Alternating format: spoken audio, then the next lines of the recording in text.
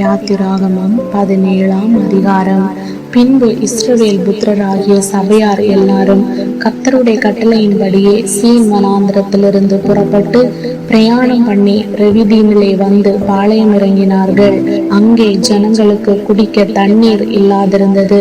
அப்பொழுது ஜனங்கள் மோசேயோட வாதாடி, நாங்கள் குடிக்கிறதற்கு எங்களுக்கு தண்ணீர் தர வேண்டும் என்றார்கள்.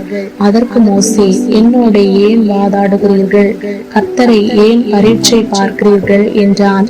ஜனங்கள் அவ்விடத்திலே தண்ணீர் தவனமாயிருந்தபடியால் அவர்கள் மோசேக்கு விரோதமாய் முறுமுறுத்து, நீர் எங்களையும் எங்கள் பிள்ளைகளையும் எங்கள் ஆடு மாடுகளையும் தண்ணீர் தவனத்தினால் கொன்று போட எங்களை எகிப்திலிருந்து ஏன் கொண்டு வந்தீர் என்றார்கள். மோசே கர்த்தரை நோக்கி கூப்பிட்டு, இந்த ஜனங்களுக்கு நான் என்ன செய்வேன்? இவர்கள் என் மேல் கல்லறிய பார்க்கிறார்களே என்றான்.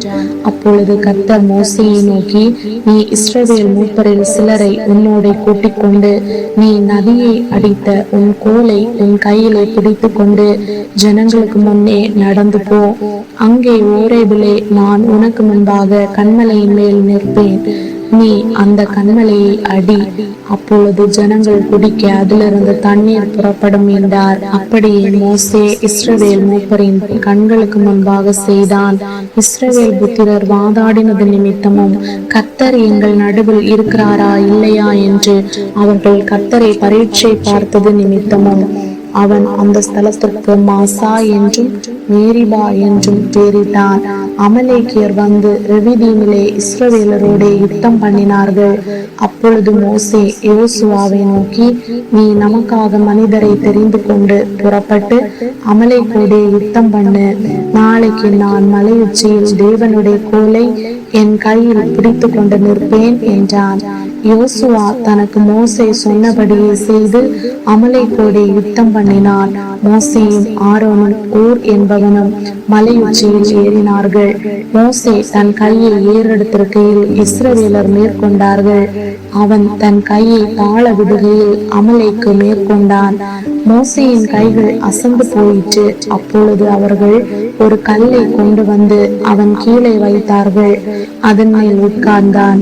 ஆரோனும் ஊரும் ஒருவன் ஒரு பக்கத்திலும் ஒருவன் மறுபக்கத்திலும் இருந்து அவன் கைகளை தாங்கினார்கள். இவ்விதமாய் அவன் கைகள் சூரியன் அஸ்தமிக்கும் வரைக்கும் ஒரே நிலையாயிருந்தது. யோசுவா அமலேக்கையும் அவன் ஜனங்களையும் பட்டய கருக்கினாலே முறைய அடித்தான்.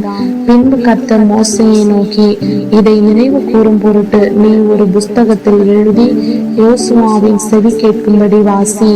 அமலேக்கை வானத்தின் கீழெங்கும் இராதபடிக்கு நாசம் பண்ணுவேன் என்றார்.